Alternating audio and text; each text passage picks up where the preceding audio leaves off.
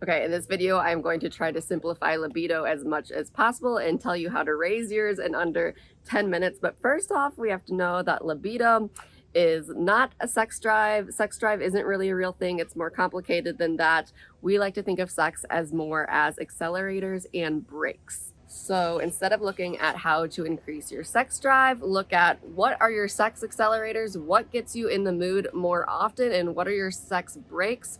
What are things that stop you from getting in the mood more often? A big sex break is stress. So once you identify your sex break, identify how you get rid of it. And if it's something chronic like stress and you can't get rid of it, instead look at ways for how to treat it, aka like meditation, how to make your body, your nervous system in a better place so that it can make room for desiring sex. And when then you can make room for desiring sex, learn what your accelerators are, what gets you in the mood. So whether it's reading smut, whether it's audio erotica, whether it's just cuddling with your partner, try it out more often and then start initiating with your partner, or when your partner initiates with you, tell them, hey, it's maybe let's try some of these accelerators, some of these things that end up getting me in the mood. And if it works, amazing. If not, like, let's try again next time, see what happens. So that is part one, identifying your sex accelerators and your sex brakes, getting in the way of your sex brakes, stopping them more often, or learning out how to deal with them if they're chronic, and then doing more accelerators more often.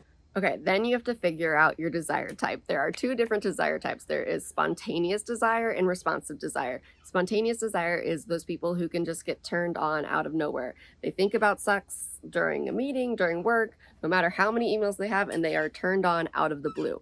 Responsive desire, you need your body to be turned on for your mind to be turned on. You need to be like transferred to a sexual place, feel those tinglies in your fanny flutters, in your vagina and your penis, to then have your mind get turned on and be in the mood. So figuring out what it is that causes you to get those fanny flutters. It could be cuddling with your partner, watching audio erotica, or listening to audio erotica, watching porn, reading smutty books, listening to sexy music, just doing things that help you feel those tinglies in your vagina or your penis, and then you will want to have sex more likely. So if you have a responsive desire, when your partner initiates with you, like we said earlier, you say maybe, you try some of those things to turn your body on. If they don't work, no pressure, try again next time.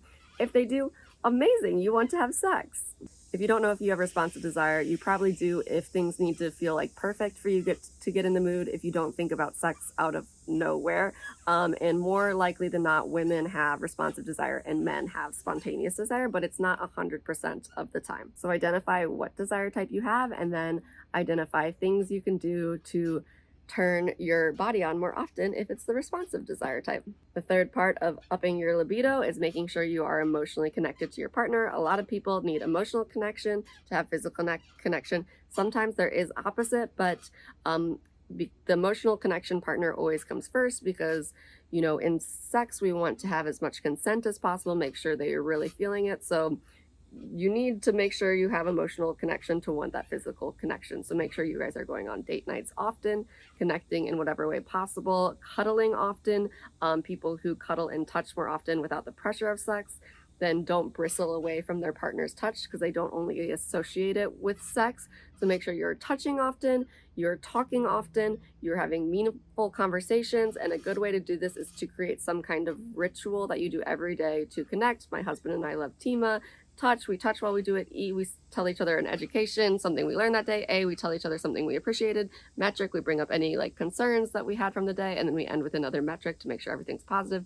We stay nice and connected because we're doing that often, and because we're going on date nights often. And then finally, having sex that you desire. You are not going to desire sex that is not good, so make sure that both of you are doing things in the bedroom that cause you pleasure. This means connecting with yourself and discovering what it is you like about sex, and then telling your partner, and also you guys having an open dialogue and open communication about what you guys like in the bedroom. Another great aspect of this is a lot of people haven't even tried all the things that they like. So write down a list of things you might be into and want to discover, sexually explore with your partner. Make sure you're both on the same page, put those things in a jar, pick them out, do them once every other week or so, try them, see how it feels. It might feel a little awkward the first time because it's totally new. Second time, we're like getting used to it. Third time, you see if you want to add it into your sex resume, your sex repertoire. Sex is going to get much more exciting when you're trying new things and when you're doing things that you and your partner like. So hopefully this helped you understand libido more. You can watch the entire libido workshop if you want more in-depth stuff, but this was just an overview, and I hope you want to desire sex more with your partner. And just you watching this is a huge win because it means that you like your partner enough to want to try to have sex with them more.